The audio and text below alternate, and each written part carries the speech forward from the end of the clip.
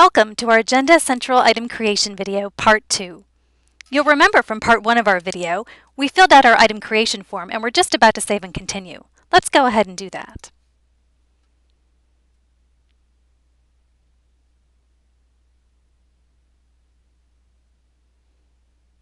This can take a second or two to load.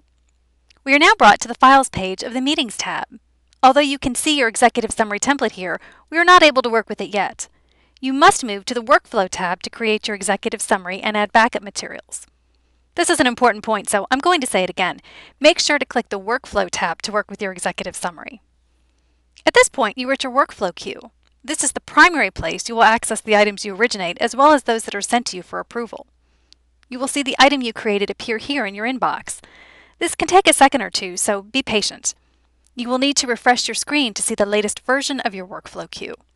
You can do this by selecting the refresh button or using the F5 key on your keyboard. Let's go back to our example item to work on our executive summary. We'll select this item by clicking on its corresponding green arrow. At this point, you are able to review the choices you made on the entry form and make any necessary adjustments, as well as edit or add attachments. You may choose to edit the existing executive summary template displayed on the screen, or you may choose to remove this and add your own executive summary. Let's go ahead and edit this existing template. We'll hover over the black arrow. It's important we select the black arrow. Selecting the green arrow will not allow us to edit the document. We'll select Open in Viewer. Then we'll choose Launch in Native Application. Sometimes the document will launch minimized in your toolbar, so if you don't see it on your screen, go ahead and look there.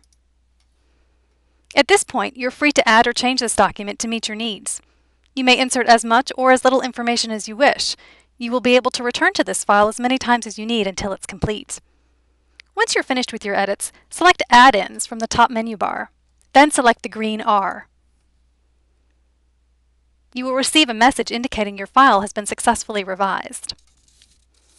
Now, if you don't want to use the template, but instead would like to upload an existing executive summary from your computer, you'll go ahead and delete this template, hovering over the black arrow, selecting Edit and Delete.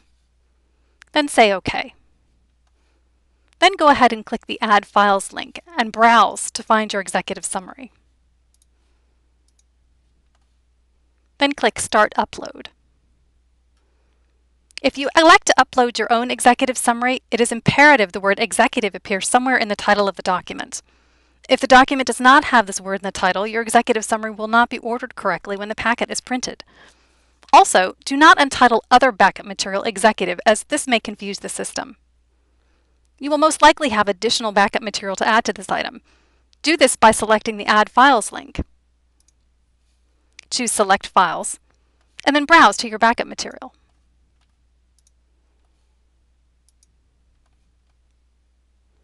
You will notice above your list of attachments is an option to select Workflow rather than Agenda. This option is for confidential files or other items that may be useful while the item is in Workflow but should not be part of the printed packet. Be very careful of using this option. Your attachments listed here will not be part of the printed packet and will disappear once the workflow is over. You now have completed the origination form for your item and created or added an executive summary and some backup material. At this point, you can save your item and come back to it later, or you can submit it to the workflow.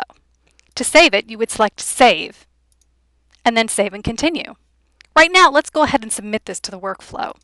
We'll select Send for Review, and Save and Continue. You are now brought back to your workflow queue. You will notice the item you submitted is not here. If you'd like to review this item now, refresh your screen, and it will appear.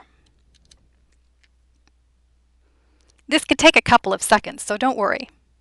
Again, use the F5 key to refresh, or select the green refresh button at the top of your browser. As the item originator, this item will remain in your workflow queue throughout its life, although after taking action, you will need to refresh your screen to bring it back into view. And there's our item. Thank you very much for watching this video. This concludes Part 2. For more information on how to manage your items once they are in workflow, please view the Item Creation video Part 3.